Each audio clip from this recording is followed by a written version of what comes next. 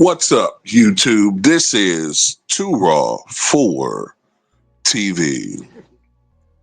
All right, so yesterday I did a video talking about what I thought maybe Earl Pearl Monroe might do in today's game. I know some of you guys had some disagreements with me about that a little bit, but we all agreed that he would be a great player.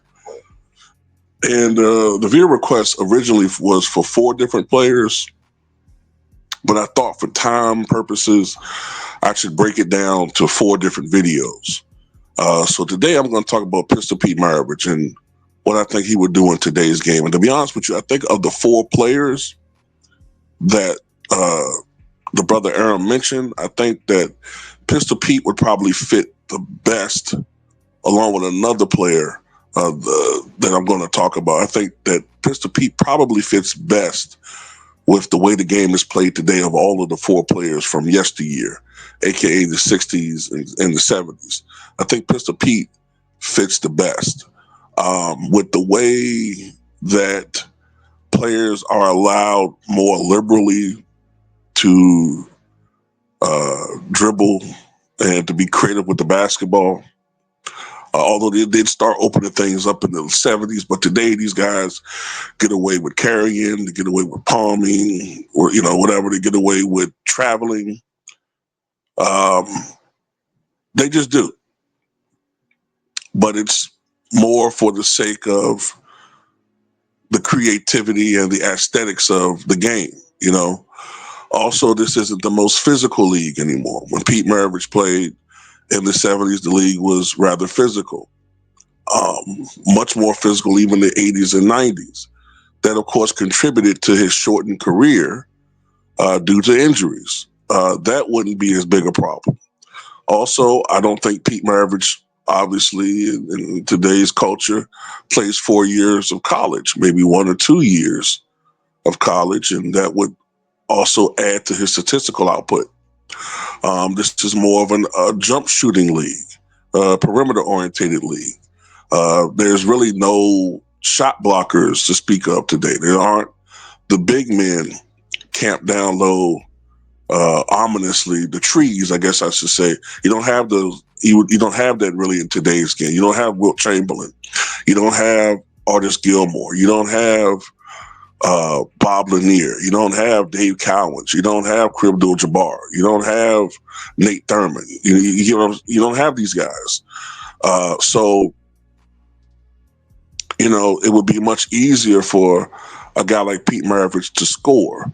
The way that the game is much more free flowing, and it's not so much of an emphasis on defense, which is one of Pete Maravich's weaknesses. He was never a great one-on-one defender, but no one's really going to focus on that in today's game.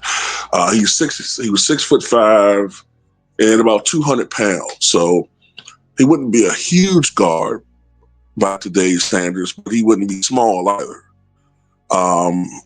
I get the impression that he would probably play combo guard. And, in today's game, man, I can only imagine type of numbers he would put up. But, man, on a bad team, well, before I even go there, remember in his original career, he only scored, I think, 15,948 points, I think the total was. A lot of it was due to his only playing 10 years. A lot of it had to do with injuries. He did average, I think, 24 points a game in the 1970s. The 3-point line was only introduced his last year with the Boston Celtics. His 1 year playing with Larry Bird. At that point in time, Pete Maravich was broken down, didn't really play much. I think he did have one game where with the Boston Celtics, was it? I think he hit. Well, actually, I take that back. I think the year with the Boston Celtics, while he didn't play much, I think that season he hit 10 or 15 from downtown, right? Now, of course, I'm not saying that he's going to shoot 67% from 3 in his career, but that's just a small little sample size of his outside shooting prowess. I think on a good team, Pete definitely could still put up, depending upon what the makeup of the team is. But I'll put it to you like this: I'm not going to do that. I don't see how Pete Maravich, with the way that he was such an aggressive scorer, the way that he was so able to get shots off and to create his own shot and to create for others, and the way that they credit assists today, I don't see how he can't average 35 points and 9 assists. I don't see how he can't do that. Rather easy, to be honest with you. I don't see how he can't do that. And on a great team, I mean, average, obviously the scoring will be lower, the efficiency will be better, but you know, I don't see how Pete Maravich still wouldn't be able to put up 25, 26 points a night and maybe double-digit assists, because I think he would be more of a point guard in today's game if he was on a great team. But I could see him still being like a fourth quarter warrior, a guy going out there in the fourth quarter and when the team needs him, going out there and scoring. But unfortunately for Pete Maravich, man, for much of his career, he didn't play on great teams. And, I don't want to say his talent was wasted, because that's not an appropriate way of looking at it. But, he only played in 26 career playoff games. So, when you look at what he did in college, 44 points a game, I mean, just amazing what he averaged in college. And yeah, I know that supposedly, what is it? Is it Caden Clark broke his record? But I mean, when you look at it, Pete Maravich played in only 3 seasons when he scored the 3,667 points and far fewer games. So he still, to me, is the most prolific college scorer of all time. And he did that in an era where there was no 3-point shot.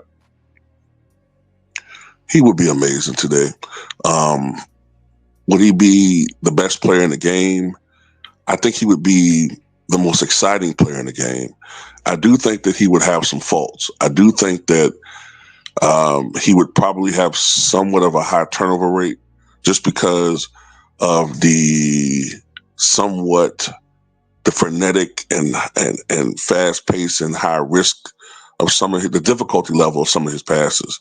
I do think that he would have a little bit of a high turnover rate, as he did in his real career. But I think other than that, and of course there'll be some nights he would shoot bad. Obviously, when you're a jump shooter, you're going to have some nights where it's not going in. But I think that he would be a great 3-point shooter. I think he would probably be, man, if I just take a guess, 39, 40% for his career. I think he would probably shoot around 46, 47% from the floor for his career instead of 44%. I think he'd be a great, great shooter, 80% from the line, unstoppable offensive player. Just phenomenal. Anyway, tell me what you guys think.